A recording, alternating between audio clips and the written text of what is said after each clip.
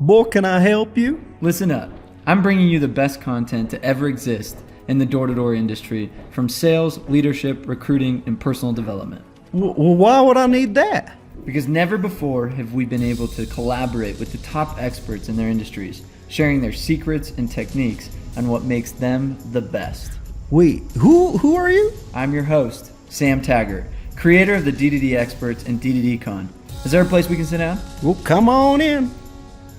We are excited to announce Jordan Belfort, the real Wolf of Wall Street, at D2D Con 2019, January 10th through 12th in Salt Lake City. Register today at d2dcon.com. Come as a team, learn as a team, leave as a team. Hi, my name's Sam Taggart, and I'm here with Tim Nussbeck, and he is one of the founders of Aspen Contracting, and has been, this is one of the staples, one of the first and largest roofing contractors nationwide. Yeah. And, and anybody that's listening to this, I've been helping the roofing space for a while, doing consulting and speaking and whatnot. And every time I meet a roofing contractor, I'm like, oh, so how big are you? How many sales dudes do you guys have? And the most common answer is 5 to 10 sales guys, 4 to 10 million, in that range, right? Yeah. Most people are in that space, where Tim was able to break through that barrier big time and ran 9 years consecutive over $100 million roofing contractor company, which is massive. And I feel humbled to, one, meet you and be on the show with you, but two, we're in a hotel room and we look so bad at it right now. This means it's going to be a good one. It's going to be a good podcast. So welcome to the show. Yeah, man. Thank you. Thanks for having me. Yeah, so I'm super stoked. So first off, we're going to be talking, if you're listening to this, and this will pertain to you, and keep listening to this, if you're somebody that's, one, trying to run a company and scale and grow, or you're maybe stuck at recruiting the same amount of people, and this turnover and the cycle of how do you develop your guys, how do you scale, how do you duplicate, because there's very, very, very few companies that have been able to accomplish what you guys have. Yeah. And two, so how to do that, and then two, how to take your, you were telling me before this, kind of that $300,000 sales dude, and turn him into the 650, the $1 million earners, because that's where the money's at, right? Yeah, definitely. So that's kind of the main focus. We're just kind of setting the frame. So let's kind of dive into this. So tell me how you got started. Briefly, just kind of go into like, you were how old? I was 17 at the time, and was a high school dropout. Was actually you didn't even graduate high school. No, I didn't graduate high school. I was actually in juvenile detention for quite a while before. Oh, and you're one of those. Yeah, I was one of those. And by luck of the draw, when I was released from there, Hurricane Charlie had hit Florida, and my brother is in the roofing business and started doing pretty good. And it was a matter within days how things kind of work out.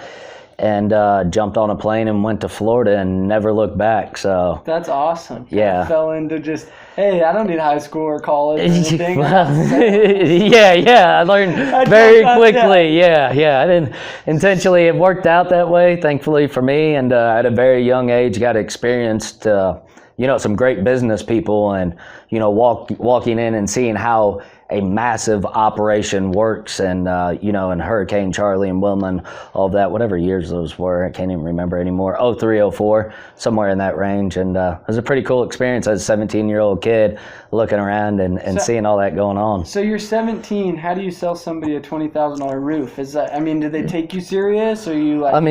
You still have kind of a baby face. I had a real baby face. Most people are like, aren't you still 17, Sam? And I'm like, no, but okay. Yeah, I had a real baby face then, and I knew that was a huge disadvantage I have. These are grown men I'm competing with, and so I had to study. I had to learn. I learned a lot about roofing. I actually first started. I was doing inspections, and I'm not the manual labor type. I shouldn't be doing any physical labor, but I actually learned how a roof gets put on. Like I actually did some of the work and repairs, and that led, to being around great salespeople, or kind of the pioneers of this business, and learning from them firsthand. So I mean, by the time I had a rough couple of years, but by the time I was, 18, maybe turning 19, I was kind of a killer by then. So, That's awesome. Yeah. Dude, that's like me, man. Yeah. I started super young, and it's kind of like one of those things I say was my competitive edge. It's just like I fell into it way earlier, where a lot of people that got into door-to-door or whatever,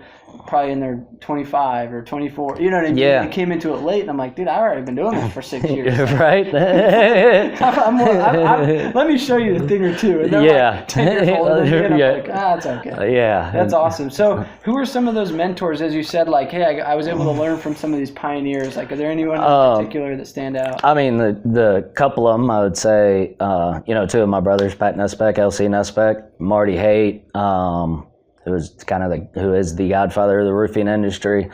Man, there's countless others down in Florida for that storm. The David Washingtons, David Nugents. I mean, a lot of the future. Yeah, I mean, those are who you see today in the roofing business. A lot of them are still some of those bigger companies, and it's cool to see as 14 years later, those guys are still doing it successful.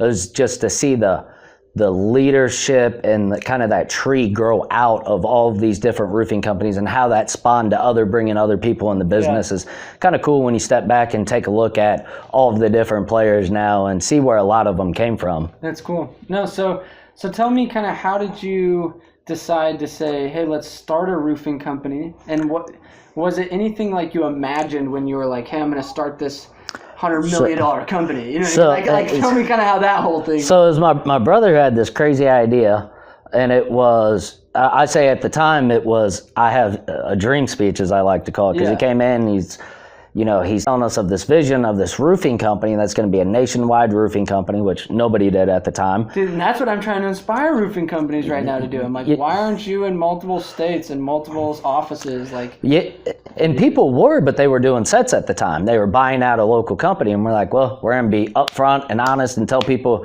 where we're from and what we came to do. I'm like, we can't tell somebody we're from Kansas City, Missouri, and show up in Columbus, Ohio, and start selling roofs like maniacs. You're crazy. We all thought he was crazy. We're like, oh, it sounds kind of good, which sounds very simple now, but at the time, nobody was doing it on a scale. But, one thing I give him immense credit for is he had the vision to know not only that model, it could lead to the planning and preparation that was needed. So being able to have a nationwide roofing company with all the licensing, with the same marketing material, with the same phone numbers, all that thing that allow us to be quicker, faster, and get to the storms and start knocking doors before anybody, because in the roofing business, first one to build wins has always been the rules for 30 years going back. You can try and reinvent the wheel, but the first one to build at a storm wins, because you're able to get to that next customer the quickest. And that is what really catapulted us, is that planning and able to show up and start getting down in the streets. Which takes systems, which we're going to talk about. Yeah, you can't just be like, oh, where are we going? What do we do? It's like, get out there, guys. Throw them out to the wolves. Because I think that's what a lot of people in door-to-door do, is they expect their salespeople to just be the business side of things. But salespeople are just one-track minded. It's like, do this. Here's your path. Stay in your path. Go crank. And if you try to add the ops and the complexities of scaling to their plate, you end up losing production, and right? Yeah. As much, I call it organized chaos in the roofing business. Yeah. As much chaos as you can plan for in the unknown, where the sales guys don't have to worry about if they're going to have contracts, trifolds, how the numbers work, are we going to have materials or samples there. If they can hit the ground running as soon as possible without thinking, they're obviously going to sell more jobs, especially, at that time, we were able to beat the competition to the streets by days or weeks at that time, which, in door knocking, in the roofing industry, if you had nobody today at a storm for a week and you're out knocking doors with 20 or 30 sales guys, you're going to be killing that storm. That's where you make your money at. And so, those systems, that everything had a system, everybody had a role, show up, and if something wasn't right, we'd get out in the streets and sell. Just get out in the streets and sell. That was really the culture that we pushed there. That's cool. So let's before we dive into systems, because that's where I want to take this, I have a couple other questions. So what were some of the bigger hurdles early on that you weren't expecting, that were kind of these roadblocks of I don't know, are there any major roadblock that you ran into, or crossroads where you're like, fetch, like we're in a pickle, or that you can think back to? Man, I'd probably say it was a little bit later on. It was definitely my most trying experience. It was probably about 2009 in Philadelphia. We had went in there in a town, Upper Darby and Lansdowne, and we had went there and we bypassed getting solicitor's permits. We figured we'd just knock some doors a couple of days as we did the paperwork. We're excited. We got there, and a town that's been around since the inception of America, they weren't very impressed with us at that time. These out-of-towners coming in selling jobs like crazy. So the police started walking our yard signs that we had out. Oh, wow. We couldn't knock yard signs. They wouldn't give us any solicitor's permits. The cops took it to the point that they were walking our yard signs and telling customers we were taking people's down payments and not to trust us. So, which we had never taken a down payment in the business at all. I'm having to meet with the police chief every day.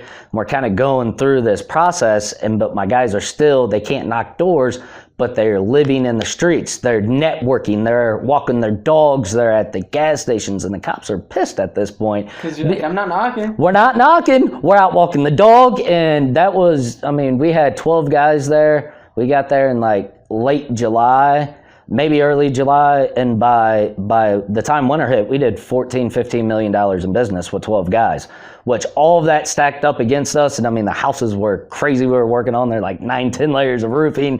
They're built in the 1900s.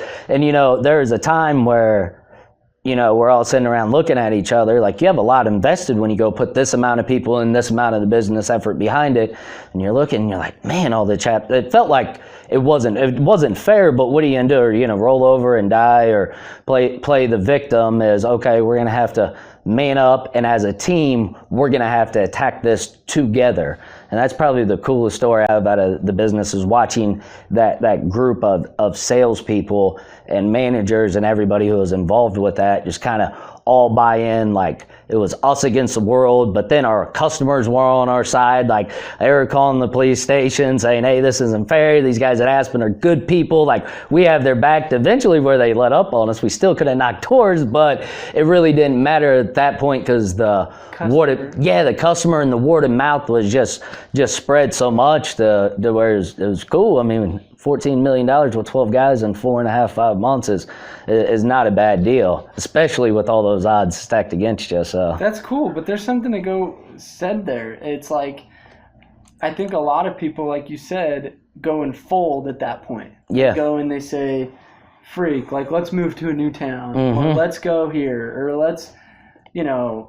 I feel like so many people are so weak-minded in this space sometimes that it's like, just figure it out. Yeah. You know what I mean? Figure it out. Yeah, you're here, you're committed. That's one of the things, about door knocking and that whole mentality of it is, I used to tell the guys before there was technology, we had a piece of paper where we called our door knocking trackers. I get paid a lot of money to get told no, because you really only need one yes at the end of the day. So it takes a different mentality to get beat down, to be told constantly 99 times a day, no, I don't want you, I don't need you, but you really only need that one sale. So it does kind of almost create this survival of the fittest almost out in the field when you're door knocking, you're a door knocking organization. Well, that's why I call us the tribe. It's like, we have a tribe. There's certain people that we kick out of this tribe. Yeah. Just can't hack it. Yeah. It's like this tribe of people that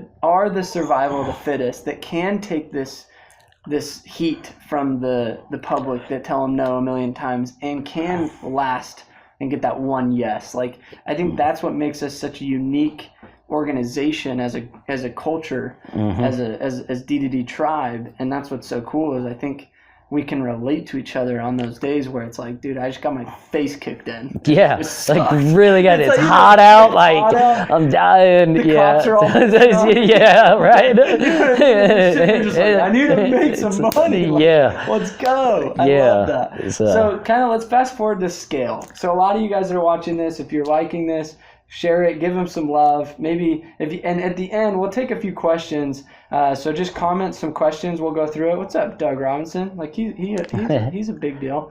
The best place to find your next job is right next door to your current job.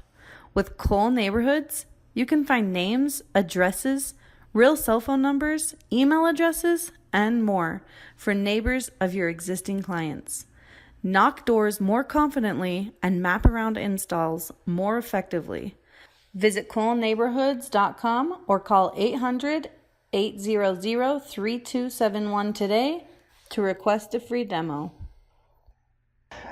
So what we'll do is we'll get a couple questions on here, and we'll answer those at the end. But what I want to do is kind of talk about how you kind of went from 10 million to 50 million to 80 million to 100 million, like how you took those steps and what key systems and roles and moves that you maybe made that really played a difference in that scaling.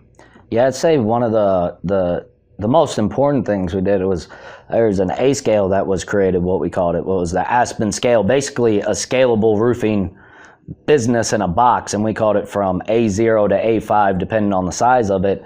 And it was down, we laugh and joke about it even to this day, of counting pencils, of how many pencils will we need at an office with 32 sales guys where we expected to do $6 million in business in that office, the amount of trifolds, marketing material, anything the office manager need, everything down pre-packaged in a box and be prepared, ready to go out the door. Which that's none of the fun stuff, it's boring. We call it counting pencils because you're just counting, you're counting. It's the tedious work, but that's what makes up the difference. It's, in that way we could deploy. The guys didn't have to think, I talked about earlier, they didn't have to think, the managers didn't have to think, I didn't have to think. Nobody had to think when you hit the field, you hit the ground running and didn't have to think twice. And if we did have something come up that was unplanned for, which is natural, which happens, like cops coming to walk your yard signs, it was so much easier to deal with because the chaos from the business was removed. Yeah, you already had your trifolds, you already had your marketing budgets, you already had your this. What the samples from suppliers, everything was done, so when those problems came or we were meeting that objection at that new location that we hadn't seen before, the market was different and we were trying to figure it out, it allowed us to focus directly on that and worry about nothing else besides solving that problem so we could go on to the next one. I love that. And, that propelled us to a certain point. What those numbers are, I don't remember. It's probably in the $60 million range. And we were, I'd say we got stuck. It hit a point where I think the business had become chaotic as much systems as we had because the front end, the sales, the way we door knocked, we thought we had it figured out, but you had a lot of people who knew what they were doing, basically winging it, like we had talked about earlier, and trying to teach that in a scalable model, which at some point that doesn't become scalable anymore. Yeah. So we brought in a roofing coach or a home improvement sales coach, who you guys may or may not know, Rodney Webb, and he basically told us we sucked and restructured how we did it, because it was great if I can do it or Sam can do it, but how do you teach that? How do you teach that to the manager? How do you keep that sales rep? And this is what we found is, in the roofing business, you have 20% of those guys who are just going to be monsters, who are going to sell $1 million every year. Doesn't matter what company they work for, what market they're going to sell $1 million. Well, not everybody has that capabilities. You can't forget about, the old 80-20 rule. So what do you do? How do you maximize that sales rep that's doing $300,000 and who's a good employee and just can't break that hump and get them to $600,000, $800,000, $1 million? It's just scaling a business when you're essentially scaling a sales rep in their career. Yeah. Is how you're supporting them, is incorporating a system of sale from door knocking to how you handle objections to how you do transitions and tell your personal story and into the pitch of creating that contract and signing that contract. And that propelled us really. And it was horrible. I'd say at the time, like, I hated it. There's nothing more as a shot to the ego. It was, it hurt. It was uncomfortable. You're mad. It didn't seem like, you were doing the right things, but you completely bought into the process, no matter how comfortable it felt. And, you take one step back, you lose some salespeople. We lost a lot of salespeople, good salespeople, because that wasn't what they were used to. And then that propelled us to that next phase, which was pretty cool to see that happen. It's the principle of addition by subtraction. Absolutely. So I want to slow this down a little bit because you touched on like 10 amazing points. So congratulations. We're going to slow this down. No, this is good. So let's go back to this whole office in a box. I really like that principle of office in a box. So tell me, let's like go a level deeper than you went. What I mean by that is like, what were the key elements of the office that you had dialed in that you felt like, hey, as a company, we can take these things on to alleviate the load for a future manager, a new location opening up, or however you did that. So kind of dive into the nuts and bolts of like what you did. So it was, when we took a business in a box or a roofing company in a box, that it was just that, from the production boards, the collection boards, to the computers, to the paper clips, to everything. So in the office, we would deploy, we call it deployment. Hey, someone would look at the storm, or we get notification we're going to, Knoxville, Tennessee. A U-Haul trailer shot off. We had a driver on standby out there. Somebody would be there prepared to set up the office, so the office manager didn't have to worry about it. The production manager didn't have to worry about it. The sales reps, the general manager didn't have to worry about it. Just show up and, make sure everything gets put in place. So it alleviated. Did you have like a location that you would get? Like, where would you go? You went to Knoxville. Did you like lease a place? We had leased a place, and we used to say we called it the 24-hour rule. Everything happened inside the business with 24 hours, because if it's a simple process, you can make that happen. And from finding an office location to having it set up and fully operational with or without power within 24 hours. Now, we didn't do it every single time, but that was the goal, and it happened more often than not. But that was the singular focus of who was in charge of setting up that office, from the internet to making sure you had hotspots to any and everything that you needed. Because I think that's what happens is the manager is typically in charge of that. And then the manager spends 80% of his time setting things up for the first 2 weeks. And he doesn't lead his team. He doesn't sell. He doesn't have the capacity to really, he's spending time doing tedious $8 an hour job things, which distracts from the guy going and selling $1 million in 4 weeks because it's a brand new storm. Yeah, and in a brand new storm, every second, every minute, every hour, every day counts. Yeah, and I think that, if anybody ever wonders what like that secret sauce we had at Aspen, which a lot of people knew, is the ability to really plan and deploy and do all of the things nobody wanted to do, which that culture translated down to the managers of, they would see the amount of preparation. If things weren't going as planned or didn't happen right with inside the business, there's a little bit leeway. It's like, okay, but they really have it together over here. And that's just part of the culture building of inside the business. And I think that could apply not just to storms, not just to roofing, but I think this principle could apply to future managers. Because I try to teach, I do like what Rodney does, where I go around and consult and train companies, and I'm always trying to teach them how to scale. But I love this principle of like, okay, how do you create, this guy's a future leader. I see he's got potential. And you say, here's an office in a box. It's yours once you hit X benchmark. You know what I mean? And it's like, we will deploy this, and now you have full location and office set up. And this is what we want you to work towards. And you just keep doing that over and over and over again. And I think that's an interesting principle that I think a lot of people don't take the time, like you were saying, to count the pencils, to, figure out, okay, how many flyers, how big, how many sales guys, how many roofing samples, how many staples. You name, if it could be counted for, we tried to account for. Extension cords, chairs. So what did you call that position that was like kind of in charge of that? Like, did you have a title for that? Like that guy that set all that up and was in charge of that? There's a whole... A team? Yeah, there's a whole team. Because it wasn't just that you have that physical business in a box, but you have the actual setups of letting the suppliers know, of the BBBs, of setting up letterhead templates. All of the things you could think about you would need as far as operating the business, from a digital sense to the marketing sense to, getting registered with Google. Of all those sort of things, there was a role and task for those to be done. That's awesome. Yeah. And I think very few people ever systematized that enough. And I'm sure it was, like you said, step backwards, where it was like, okay, we got to take our time with this but look what it did to propel you guys. Which Yeah. I think is the key point that I think I want everybody to understand, if you're watching this. So that's awesome. And then, okay, yeah. Oh, no, I'm saying I've fought it at times. The employees fought, having systems, because sometimes it's not fun to have systems. And that's what I like to hit on is I struggled with that at all the time with those own systems, but they were beneficial. So that's crazy. Yeah. So let's fast forward to to go from 60 million to 100 million, that whole systematizing the sales process. Because I think, and that's what I'm trying to teach people is, I sold alarms and I took the same process and did it solar, did the same thing roofing. You know what I mean? It was able to kind of just say, here's my sales process. It works here. It works here. It works here.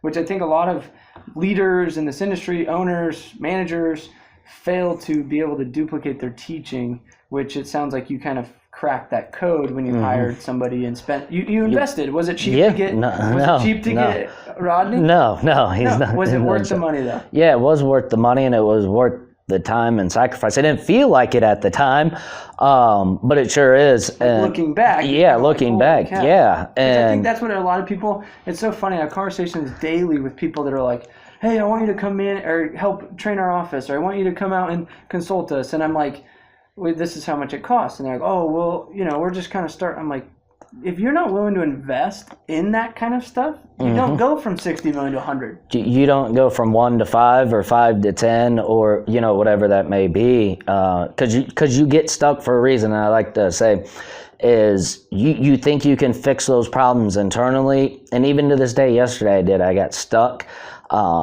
And I had an opportunity to invest in something I was weak at and bring an outside party in, because once you get outside eyes on your business, and you can take away your emotion from it, because we get emotionally tied to the business or a salesperson or even a process that could be broken.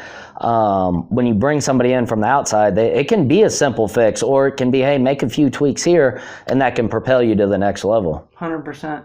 So let's kind of talk on some of those tweaks. Let's go a level deep and say, okay, what were those steps that you implemented into your sales process, and how did you implement that in training your people? Like, how did you, because I think the biggest fail point is when you have several hundred salespeople you're trying to implement a new process to, the communication stops at one level and it doesn't trickle down to the people that really need it, right? Yeah. So how did you implement this process, and what was the process you implemented? So there was really looked at it 3 parts that implemented still today. It was going through an objection cycle of how you handle an objection at the door. So you kind of pinpointed each objection, I'm assuming. So you're like, I don't want to pay my deductible. Yep. That's an objection. And then you just trained on, here's the cycle. I agree with you. I completely understand. And then we called it give relevant information. Give them relevant. I completely understand. Here's a few ways we can work around that. I had Miss Johnson down the road said the same thing. You overcome that objection. You give them 2 times again. Wednesday at 4, Thursday at 6 work best. They give you another objection. You go through that. And even if you don't convert them at the door at that time, we always taught them, document that information, take it back to Conjure and go knock on that door again in 2 or 3 days. And eventually you wield somebody down from having all the objections, and you really get down to what their problem or issue. Yeah, and sometimes that happens right away, sometimes that doesn't, but it's one of the things we instilled too is you just don't knock on a door one time. You go back again, you start to get to know that customer. I mean, you really get to know. It's me again. Yeah, hey, I'm here. Yeah. Hey, there's the dog Buddy over here. And they're like, you know my dog's name? Yeah, I wrote it down. Kind of crazy, but I told you I'm not leaving.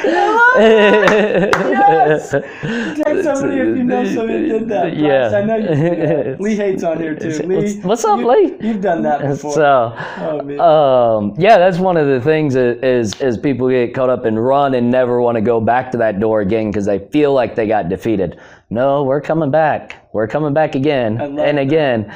And then the other part was, what we didn't do was telling a personal story. And what that meant was our sales reps branding themselves. Yeah. So I think that's in any sales job or any marketing, you need to brand your personal story, and it was typically I can tell my story and we help sales reps develop that story. What is your story as Tommy? Yeah, as Tommy, how did you get here? How did this company help you? And how does that make you deliver more value to that customer than any other competitor can. I love that. And then the company doesn't even get involved. Like, the greatest thing was they're buying you. And that was one of the greatest things when a salesperson would come to me and they would say, man, you know what, Tim, they didn't even give a dang about Aspen. They were buying for me. The only question was are they going to be around if I have a warranty issue? And that was the coolest thing when I would see that transition happen in a sales rep, and I would go, okay, he's a killer now. So see what I sold a solar deal today. Yeah. I'm in Kansas. I show up, I'm wearing my D2D hat with the purple shirt and a bunch of, you know what I mean? Never been here before. And I'm knock on dude's door, sell a $30,000 job. Never even asked what the company's name was. He bought me. Yep. And it's like, I think when salespeople can figure that out, it's what's my story. It's what's your relationship with me because I'm your guy. Yeah. At the end of the day, like, I wear a blank shirt now. Like I've sold for 50 companies over the last year. Yeah. Wearing this shirt. Right.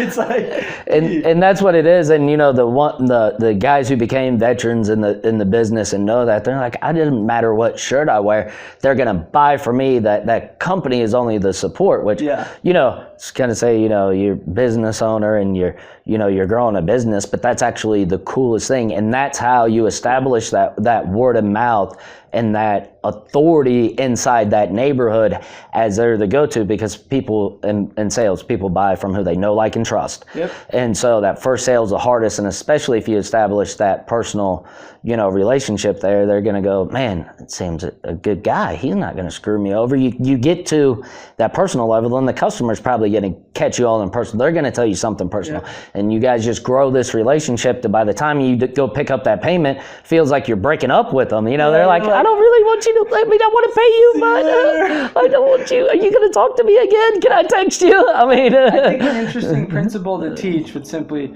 they recognize a company, but they identify with an individual. Mm-hmm. You know what I mean? Like, it's hard to identify with a company. It's like, yeah, me and that company get along. It's like, you know what I mean? But it's like, me and homeboy get along. Mm-hmm. Me and company, it's like, I trust them because me and homeboy get along. You know what I mean? I think a lot of people don't ever create that correlation or that they don't connect those dots. Yeah, which was huge, which I didn't until, like hiring an outside source to really come. I could tell that story myself, but it never clicked with me, and teaching that to other people that was part of the process. It just became natural for me, and being a sales rep to sell that way. But you take a step back from the business and, remove your blinders from it, and you start to open up your eyes, even if it is years or two down the line, and you're looking back and you're like, okay. I love that. So, hold on real quick. I want to make sure that this is still going. Okay, so I want to know one last question before we wrap up, because we kind of got to wrap up. But this has been awesome. If you've liked this, we got a lot of people on here. Look, Aaron, your boy, Aaron Campbell. So basically, I want to know if you had to give, and I want you to be speaking to a CEO, because we've had probably 30 CEOs pop up that I've already seen. So I want to know, you're speaking to a CEO, and I think every CEO could grow. I think a lot of them are lazy in the sense of they've got it under autopilot, and they're like, I'm making great money, I'm happy, it's working. They never want to break themselves like you did when you were at 60 million and a dude kicks you in the nuts and says you guys suck, and you're like, we're doing way more than every other roofing company, and it took you to a new height. So I want to know, what advice would you give, I don't care if they're doing 60 million or 2 million, that CEO where you are now, what advice would you give him today? Hire people smarter than you, whether that's mentors, consultants, whatever that may be. Like we had talked about, I felt like I got to the point where I was on autopilot. It took me stepping away from that business and going outside of my comfort zone and finding, okay, what am I really weak at? What do I not know? Because I don't have all the answers. No great business is built off one mind. And I think that's sometimes a trap that business owners and even managers get caught in, is I have all of the answers. Is go out and invest. I invest like crazy in mentors, and one that has fits a very specific need for me at that time, whether it's I'm poor at writing, okay, so I'm gonna go find the best writer that I can afford to teach me how to write better. Just whatever it may be in that space is don't stop investing. Invest in yourself. Well, you dropped out of high school. Yeah. Yet you've probably spent more than most people spend on college on education. I have. I mean, in the past year, I've spent $100,000 in education just in the past year of enhancing myself in business, the personal life, everything across the board to try and keep going to that next level, because I felt I hit a growth spot, and I realized that I was stuck and I wasn't happy. It wasn't anything to do with the business. It was myself. I was like, okay, I'm stuck. What do I do now? So let's go out and let's invest in a new way of thinking with different types of people who I would never connect with in my typical roofing, the roofing circle. And I got stuck in that trap for a couple of years. And now I step back and meeting cool people like you and all sorts. I mean, every day I'm connecting with different people from different walks of life that have something to offer and teach me. So it's been pretty cool.